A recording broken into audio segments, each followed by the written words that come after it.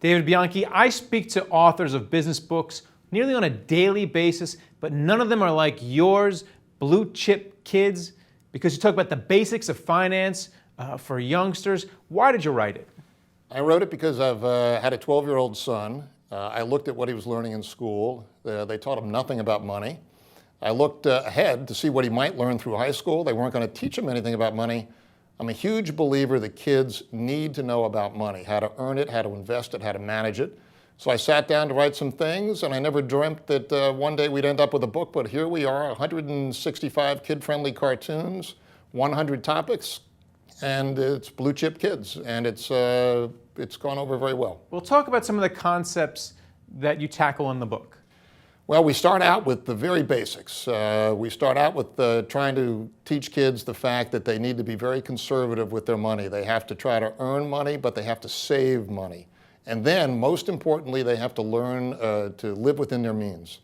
Because there's simply too many kids out there that kind of think that money grows on trees, or you just push a button on your iPhone and somehow you can buy stuff magically and it's not real money. So we talk about that in the book. We talk about all kinds of basic concepts like credit cards and debit cards, simple interest, compound interest, stocks, bonds, you name it, we cover it. How did your son grasp the concepts in the book? Were they foreign to him, or did he eventually get it as he plowed through the books? And did he come back to you with questions? Yeah, he did. And I've really found the best way to do this is not just to take the book and put it in his lap and say, go read it. What we do is we have him read 15 pages at a time. That's it.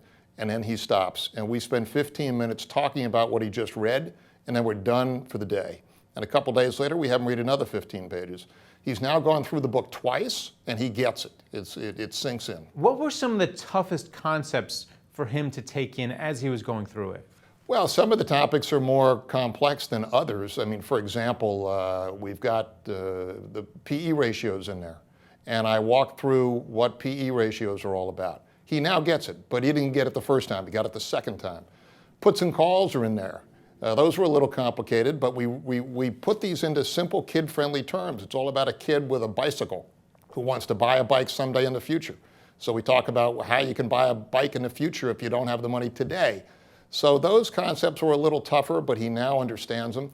But a lot of the things are super simple, and he got them the first time, and it's really exciting to see him have a conversation with me now about all of these financial terms that he did not know before. Did simplifying these subjects for your son change your vision of Wall Street? Did it make anything clearer for you? Yeah, it did, because, you know, they say that there's nothing like trying to teach something to make you understand something better. And I've learned a lot about the things that I kind of thought I knew, but now I know better than I did before. So writing the book has really been a big help for me, too. Congratulations on a great book. Thanks very much. I appreciate it. And thank you for watching The Street.